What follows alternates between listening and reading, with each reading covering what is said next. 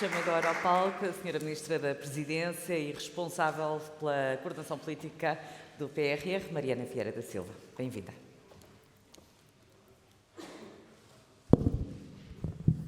Muito obrigada, muito bom dia a todos e eu queria começar por cumprimentar quem, a partir da Comissão Europeia, se juntou a nós nestes 2 dias de trabalho, a Sra. Diretora-Geral da Recover, o Sr. Subdiretor-Geral da ECFIN e toda a sua equipa. São poucas horas, mas muito intensas de trabalho e também muito úteis para nós podermos continuar a avançar. Queria também cumprimentar a Recuperar Portugal por todo o trabalho que tem feito neste ano, mas queria fundamentalmente cumprimentar todos aqueles que, por causa da luz, não consigo ver, mas que são os principais os beneficiários deste programa, aqueles que vão implementar cada uma destas reformas, cada um destes investimentos, e que são, no fundo, as pessoas que vão conseguir que nós consigamos cumprir aquilo que temos pela frente. E é com muita expectativa, mas também muita responsabilidade que nós olhamos para este próximo ciclo de financiamento europeu. São cerca de 23 mil milhões do PT 2030, 16,6 do Programa de Recuperação e Resiliência, e se a execução deste pacote financeiro já era muito exigente há um ano, quando o lançámos, é ainda mais exigente agora. E, como disse a Céline, a execução, a concretização destes programas depende de toda a sociedade. Depende naturalmente do Governo, que tem a função de coordenar e também de procurar afastar os obstáculos que encontramos, mas também das instituições de formação, das instituições de ensino superior, do sistema científico e tecnológico português e, obviamente, também de todo o tecido empresarial. Temos um grande desafio à nossa frente e esse é o desafio da plena execução, com transparência, mas fundamentalmente com capacidade transformadora, que é isso que se espera que o Programa de Recuperação e Resiliência traga ao nosso país. E essa capacidade transformadora implica um conjunto de reformas e de investimentos que possam dar um novo impulso que possa servir para vencer os atrasos e os bloqueios estruturais que o nosso país ainda tem, mas também um novo impulso que possa permitir que Portugal participe nos desafios da dupla transição climática e digital na linha da frente e não, como noutros momentos da transformação da nossa economia mundial, com atrasos significativos. Esta é uma oportunidade para o nosso país poder participar nesta transformação na linha da frente. E o Programa de Recuperação e Resiliência, que foi desenhado em articulação com a Comissão Europeia, e queria aproveitar este momento para agradecer às equipas que, principalmente online, durante alguns meses e num tempo absolutamente recorde, desenharam um programa que tem características diferentes e que sofre também das dores do crescimento iniciais, que permitirão fazer esta transformação. Falamos quase sempre dos investimentos que o PRR contém, mas o PRR não é apenas um conjunto de investimentos. É uma contratualização de investimentos e de reformas que possam ser transformadores e todo esse caminho foi desenhado sempre em função de uma pergunta clara: quais são os constrangimentos que o nosso país tem ao seu desenvolvimento e como é que nós os podemos ultrapassar. É em linha com esta resposta a esses constrangimentos que procuramos definir o nosso programa e eu queria começar por destacar 3 dessas reformas, podendo obviamente falar de outras. A primeira tem a ver com a necessidade de continuar a combater a precariedade laboral no nosso país. Portugal tem e faz parte há muitos anos das recomendações específicas que recebe da Comissão Europeia um problema de segmentação do seu mercado de trabalho, e a agenda do combate à precariedade é uma agenda fundamental. Fizemos já muito caminho, mas sabemos que precisamos agora de responder a este desafio fundamental, principalmente porque o desenvolvimento que conseguirmos para o nosso país tem que ser um desenvolvimento que inclua todas as gerações, e isso implica uma reforma na legislação laboral para que os jovens possam fazer parte deste crescimento partilhado. E já de hoje a uma semana, no dia 7 de julho, a lei que corporiza esta agenda do trabalho digno será aprovada na Assembleia da República, e é mais um passo que se cumpre. A outra reforma que gostaria de destacar é do acesso às profissões reguladas. Teve ontem mesmo a sua primeira discussão na Assembleia da República.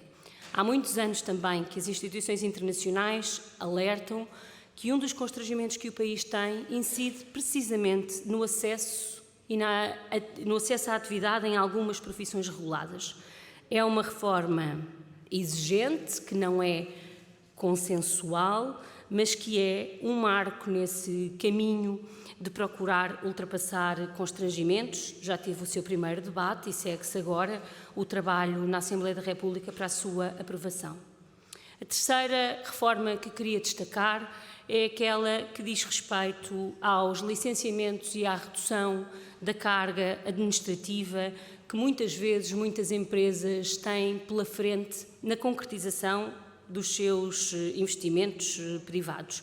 É evidente que esta reforma ganha uma prioridade particular em função deste conjunto de investimentos que agora temos pela frente, mas é uma reforma que vai muito além dessa necessidade e que ainda durante este mês de julho também será aprovada pelo Conselho de Ministros. E foi neste princípio, identificar constrangimentos e procurar encontrar soluções, reformas que nos permitam ultrapassar esses constrangimentos, que o Programa de Recuperação e Resiliência foi construído. É evidente que também os investimentos são uma parte essencial deste programa, e desse ponto de vista queria destacar precisamente aqueles que se prendem com a nossa capacidade de fazer a transição climática e a transição digital na linha da frente e de forma justa. Seria bastante exaustivo percorrer os investimentos nestas duas matérias. Em qualquer caso, estou precisamente na sala onde toda a gente os conhece, mas queria destacar 3 exemplos. O primeiro, que a Celine já referiu, diz respeito às competências digitais da nossa população ativa.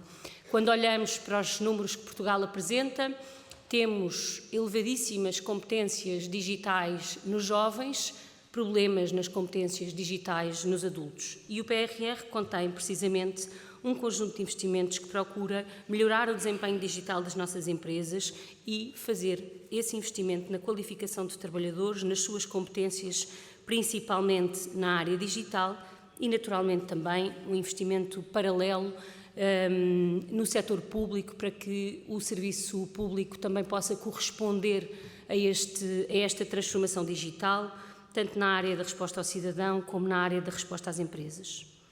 O segundo elemento que gostaria de destacar é o investimento que aqui temos previsto na descarbonização da indústria. É o tipo de investimento que, se já era evidentemente urgente há um ano, é hoje ainda mais urgente, e os investimentos aqui previstos pretendem precisamente dar condições às nossas empresas para poderem fazer este caminho no que diz respeito à neutralidade carbónica, à eficiência energética, e Portugal tem nesta matéria objetivos muito exigentes. O terceiro conjunto de investimentos que gostaria de destacar são aqueles que dizem respeito à inovação. É verdade que Portugal tem hoje máximos históricos atingidos na despesa em investigação e desenvolvimento, mas eles ainda estão bastante abaixo da média europeia. E as agendas mobilizadoras incluídas neste PRR são provavelmente um dos instrumentos mais importantes para acelerar esta transformação no nosso país.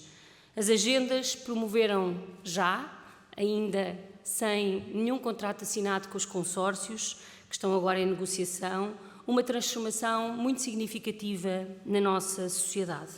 A capacidade de criar um movimento que integra muitas empresas, muitas instituições do nosso sistema científico, muitas instituições públicas, 51 consórcios, que incluem 933 empresas, das quais 60% são pequenas e médias empresas, mas também muitas grandes empresas do nosso país, 111 entidades do nosso sistema científico, 71 associações empresariais, 35 entidades da administração pública. Este movimento que se gerou na construção de consórcios para procurar criar novos produtos e novos serviços representa, ainda antes de se concretizar, o tipo de transformação, o tipo de movimento que procurávamos que o PRR criasse na nossa sociedade. A capacidade de trabalho em rede, a capacidade de trabalho conjunto, a articulação em consórcios e a ligação entre todas estas entidades são fundamentais para o avanço que o país pode ter nos próximos anos, e o potencial deste projeto é muitíssimo grande. O de aumentar as nossas exportações com mais valor acrescentado, com mais incorporação nacional, o de manter e criar novos empregos com mais qualidade, o de reforçar a nossa autonomia estratégica, a do nosso país, mas também a da Europa. O tempo em que planeávamos e discutíamos quais os melhores projetos para o PRR já lá vai, agora é mesmo o tempo da sua execução. E os números já foram aqui ditos, o PRR está em execução, metade do seu financiamento já em concursos lançados, 30% do seu financiamento já em concursos aprovados, e agora é mesmo tempo de, em cada um destes investimentos, em cada um destes projetos, trabalhar para podermos chegar às tais próximas fases.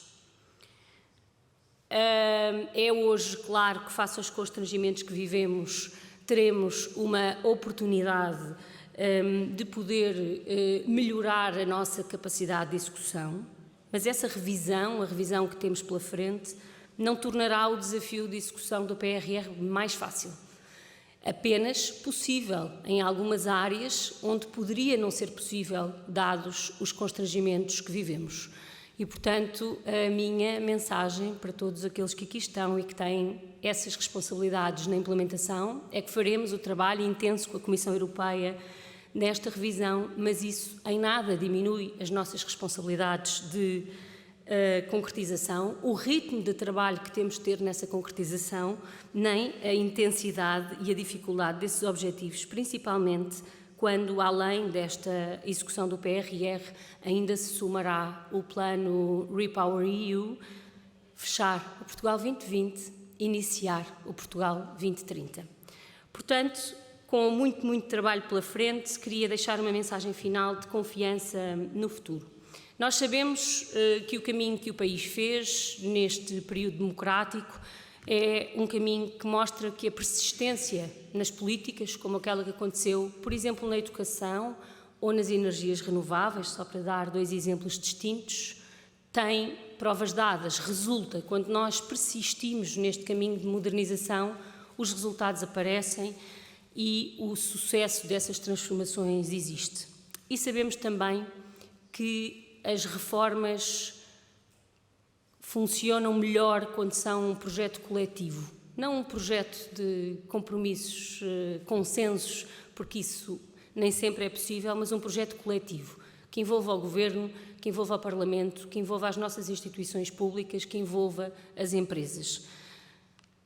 E, apesar da situação de incerteza que vivemos, a verdade é que o país está hoje melhor colocado do que estava no passado para resistir a crises e também para fazer este caminho com que aqui nos comprometemos.